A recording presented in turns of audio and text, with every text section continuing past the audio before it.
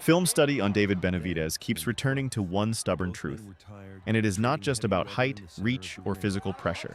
The core difference is how fast he reads danger, then solves it before most opponents finish their own thought. Athletic gifts matter in elite boxing, yet anticipation is the engine that keeps Benavidez effective against world-class resistance. Plenty of fighters can walk forward when rhythm is comfortable and exchanges stay predictable. Almost nobody can enter the next phase of an exchange before the other corner has reset feet, breath, and composure. Inside that slim timing gap, David Benavidez does some of his most punishing work. Sequence endings arrive early in his vision, so he starts acting in the next beat while opponents remain trapped in the previous one. Broadcast angles can make this look simple, almost routine, as if pressure alone explains the result. Ring-level reality feels different because his pressure is tied to constant micro-decisions and clean positional accounting. Easy optics often hide hard mechanics. Relaxed body language from Benavidez can mask how much information he is processing every few seconds. Elite rounds turn on tiny windows, and he wins an unusual number of those windows through cleaner transitions. Incoming jabs rarely force dramatic reactions out of him, which is critical when tempo rises. A short rear hand catch, a subtle shoulder turn, and a straight return through center often land before a second jab can leave the holster. That catch-and-return habit is one of David Benavidez's most dependable weapons. Single repetitions may not look explosive in isolation, especially to viewers hunting highlight knockdowns. Across 10 or 12 rounds, the same repetition turns into ring ownership. Guard contact is treated as information, not alarm. Once the read is confirmed, he cashes it quickly with straight shots that demand another defensive choice before stance is rebuilt. Mobile opponents often meet his lead hand as a light post on chest or lead shoulder. From a distance, the touch can resemble casual range finding. In practice, it delays exits and shifts ring geography toward Benavidez's side of the map. Because he pressures through connection rather than obvious shoves, much of his hand fighting lives in legal gray space. Viewers may register incidental contact and move on without much concern. Opponents feel a gate closing in fractions of a second. Those fractions are enough for David Benavidez to step back into range and keep terms under his control. Patience separates his pressure from basic forward aggression. Not every opening he creates is attacked on first sight. Many first punches are probes meant to trigger guard movement, while second and third punches are built to land with leverage. Short trades are often extended by design. Two-punch moments become four- and five-punch arguments the other fighter never planned to have. A recurring pattern appears when a high right hand lifts the guard and the follow-up falls to elbow line or body seam. Objective and methods stay clear even when outcomes vary. He is not always hunting one dramatic knockout blow in every sequence. Damage targets structure, breathing, and willingness to answer in place. Mid-round tells frequently appear in opponents who narrow stance and drift weight to the rear foot. That is often when David Benavidez raises output in measured increments. Nothing about those surges is wild or emotionally loose. Compact flurries are built from earlier reads, especially against defenders who shell and wait for a lull that never comes. Reloading in place is central to his style and central to his consistency. Punch arcs stay short, feet remain under him, and 5 or 6 shot bursts still leave him balanced enough to defend or re-enter. Balance is the hidden motor behind his volume. Benavidez attacks without donating long overextension, without gifting easy counter lanes, and without surrendering position he just earned. Clean shots against him do happen because this is elite boxing and no one is untouchable. His response still tends to arrive quickly and with intent. Strategic value is obvious in that immediate answer. Quick replies deny opponents and judges a clean momentum story they can trust for the next minute. Another under-discussed layer is his deliberate work on gloves and forearms. Straight shots into a tight guard are not empty effort in this system. Those strikes are fatigue deposits paid forward. Repeated impact on arms stiffens static defense, slows shoulder recovery, and stretches reaction time by margins that grow over rounds. As margins widen, openings stay available longer than they did early. During those phases, David Benavidez often returns to chest framing, pauses with posture, steps outside lead foot, and opens a rear hand lane. Pivot attempts are commonly met by a short left hook. Some hooks graze, which still matters for balance and direction. Difference from stock pressure archetypes appears between combinations, not only during them. Glove catches, shoulder nudges, inch-level angle edits, and disciplined head position continue while tempo rises. At full speed, offense can look uninterrupted to the naked eye. Slow replay shows defensive punctuation that lets pressure continue without surrendering clean counters. His jab follows the same philosophy. Rather than a single power declaration, it acts as a mapping tool that shifts from chest to face and back at similar range. That map naturally opens body lanes. Elbows rise to protect upstairs targets, and the next right hand digs under guard line toward ribs or solar plexus.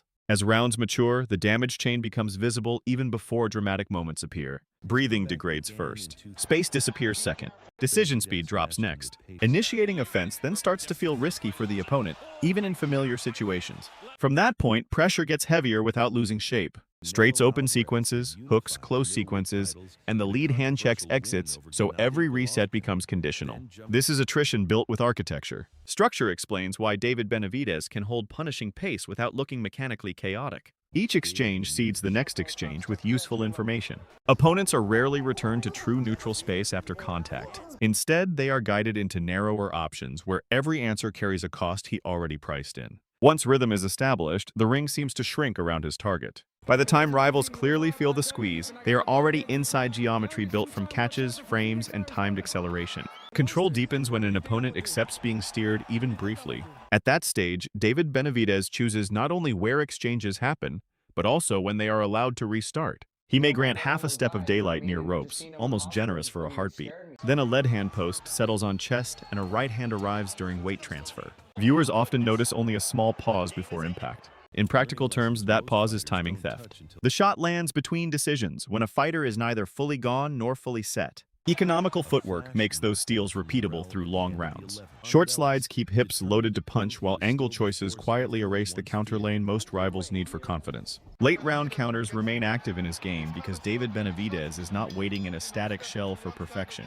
Cue recognition drives timing, and honest commitment gets punished on first reveal. Against faster hands, he can accept a jab on rear glove and fire his own jab back immediately. That return is about initiative ownership more than visual flair. Even when the answer lands on guard, it can freeze lead foot long enough to place right hand behind it. At top level, that instant is often enough to swing an exchange. Bodywork deserves special attention in these phases. A compact rear hand downstairs appears after he has drawn high guard upstairs. Instead of loading every body shot with dramatic torque, Benavidez often prefers quick impact and instant return to headline. That choice limits clinch opportunities and keeps exchanges on his terms. Casual eyes may read the head-chest body layering as repetitive. Tactically, repetition is intentional because each touch asks a different defensive question and disrupts rhythm in stages. Opponents who fire through middle to interrupt him often meet a brief forearm frame and short step left. Their return shot glances or lands partial rather than full. Re-entry usually follows before emotional space can reopen. A short hook or straight right arrives quickly enough to keep pressure conversational and costly.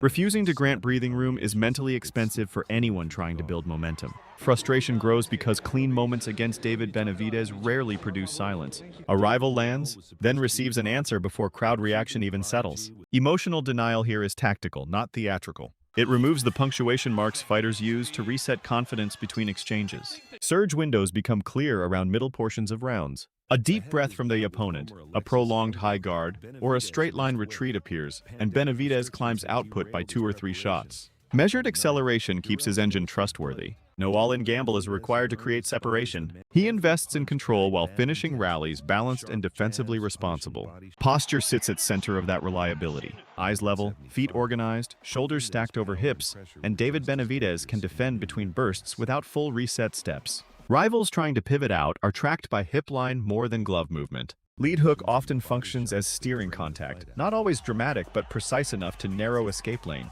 Frame returns next as a quiet palm on sternum or lead shoulder. Without obvious fouling and without wasted motion, ring geography swings back toward him. Discipline shows in how rarely he overreaches during control moments. Touch pin and compact straights are preferred over lunges that donate counter windows. That discipline marks the boundary between pressure that flashes and pressure that survives tidal pace. Slow motion reveals another persistent detail in his timing choices. Attrition in his fights is mechanical, not mystical. Lungs are taxed by body taps that never look dramatic alone. Shoulders are taxed by blocked straights and constant shell adjustments. Feet are taxed by repositioning under threat of immediate re-entry. Late rounds then show rallies launching from narrowed stance and delayed trigger. That profile is exactly what Benavidez has been constructing through cumulative pressure and positional taxes. Reason his surges feel heavy goes beyond raw punch totals on paper. They arrive on fighters already negotiated into bad terms by touches that seemed minor in isolation. At that phase, David Benavidez has usually interrupted jab rhythm, occupied center line, framed chest, and made reset moments conditional.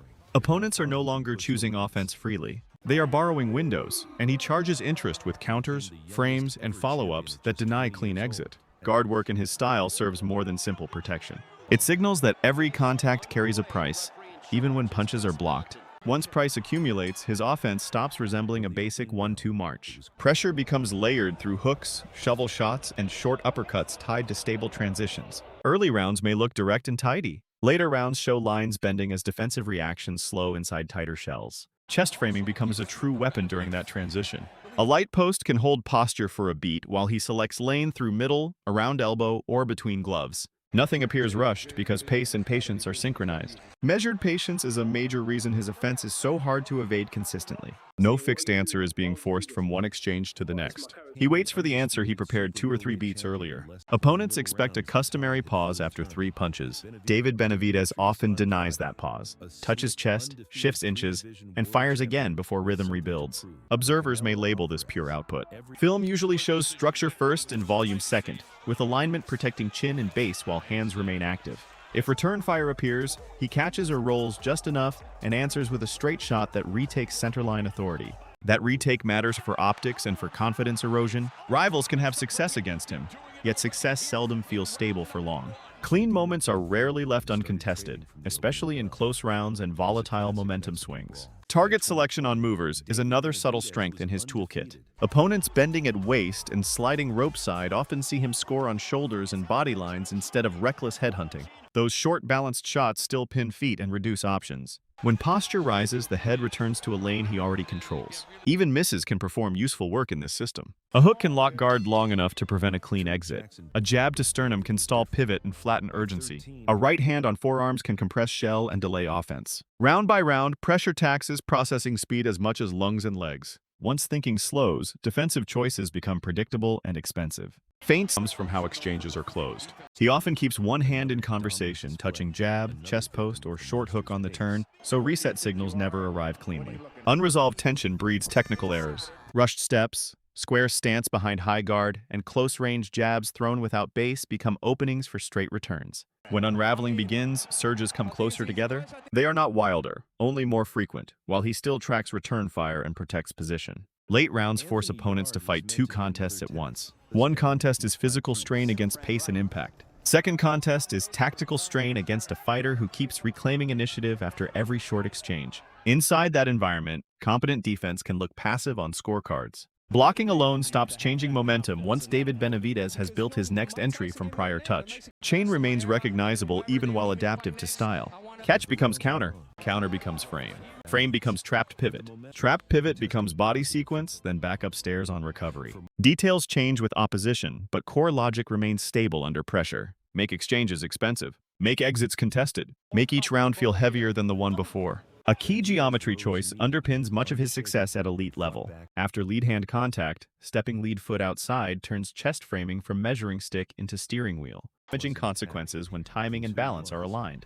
Often first right hand is not thrown for maximum force. It is thrown for maximum consequence, designed to trigger a predictable emergency reaction. Second and third punches then arrive with cleaner leverage. Defender commits to one urgent answer and loses freedom for the next answer. Post on sternum. Touch near glove. Retract just enough to resemble ordinary hand fighting while stealing rhythm. That hand fighting creates ambiguity about what comes next. Is it a distance check, a restraint, a bait, or a setup? David Benavidez thrives when opponents hesitate between those possibilities. Around the 90-second point of rounds, concentration dips and counters begin to look tempting.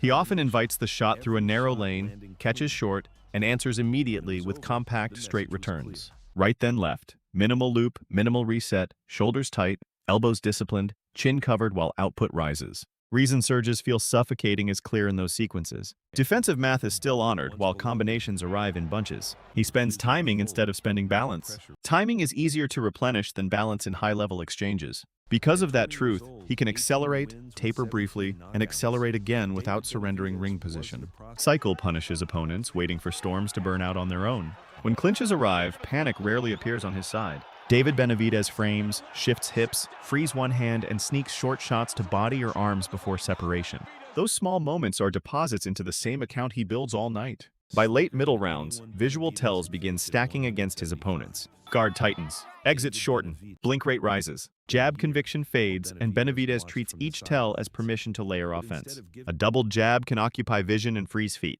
Rear hand then dips toward belt line and returns upstairs, forcing tired guards to travel farther than shoulders want. Even blocked punches help him in that corridor. Every block is another tax on triceps and forearms already burdened by contact and compressed posture. His chest frame remains misunderstood by many audiences. Not a dramatic shove, but a brief pin that prevents clean steps and simplifies angle prediction. Head-centered invites straight fire from him. Head outside invites hook fire from him. If pivot finally escapes, he tags departure with jab or cuffing left, so exit still carries cost. Constant pricing of exits is what makes ring dimensions feel small around David Benavidez. He is not shrinking space with giant lunges. He is charging movement one decision at a time. Quick answers after being touched further compress opponent confidence. Success cannot be savored before a stiff jab or short right rewrites the exchange. Judges often notice that closure in close rounds. Scoring is not only about hardest single shot. Scoring also tracks who ends sequences with authority, shape, and positional command. As tempo rises, his combinations keep visible architecture. Straight line to force shell, hook line to bend shell, body line to weaken shell. Return upstairs before recovery settles. Simplicity gains sharpness through disciplined repetition. Early rounds rehearse reactions that late rounds exploit with tighter timing and better leverage. By championship distance, opponents are fighting more than his hands. They are fighting accumulated memory. Each caught jab, each framed chest, each denied pivot, each surge arriving before lull. That memory breeds hesitation in moments that require conviction. Hesitation is the opening Benavidez has been constructing since minute one. Late rallies are rarely sudden in film room terms. They are layered, earned, and timed to the moment resistance shifts from tactics toward survival. Seen clearly, David Benavidez does not overwhelm opponents by accident. He engineers fatigue, steers choices, and collects small moments until total weight becomes decisive. Composure reinforces everything in that process. Because he looks calm while applying pressure, rivals can misread danger until tactical debt is already steep. Calm does not mean passive here. Calm means he is processing, preserving alignment, and deciding where the next exchange closes. A fighter trying to match urgency with urgency can drift into his preferred kind of fight. Benavidez is comfortable there because his pressure is built on repeatable mechanics, not emotional spikes. That is why his strongest rounds feel inevitable on replay. Signs appear early in catches, frames, chest posts, and centerline ownership that keeps narrowing options. When widening cards or late breaks arrive, they are often the visible endpoint of invisible labor. David Benavidez excels at that invisible labor, which keeps him central in top-level conversations. Against elite opposition, margins are tiny and unforgiving. His ability to win those margins repeatedly through structure, patience, and controlled violence separates him from ordinary pressure fighters. Perfect dominance in every exchange is unnecessary at this level. That is why his pressure travels across styles and game plans. Against movers, guard-heavy defenders, or fast-handed counters, familiar principles return with adjusted timing. Catch clean, return straight, frame chest, deny easy exit, re-enter before comfort returns. As a long-round strategy, it is brutally practical and repeatable under stress. As a viewing experience, it feels like inevitability unfolding one disciplined decision at a time. Most accurate description of David Benavidez is neither brawler nor mere volume puncher. He is a pressure technician whose offense and defense are braided into one operating system. Late-round authority is usually built long before the crowd realizes the trap has closed. That is exactly why David Benavidez remains essential to any serious discussion of who can impose structure under fire in modern elite boxing.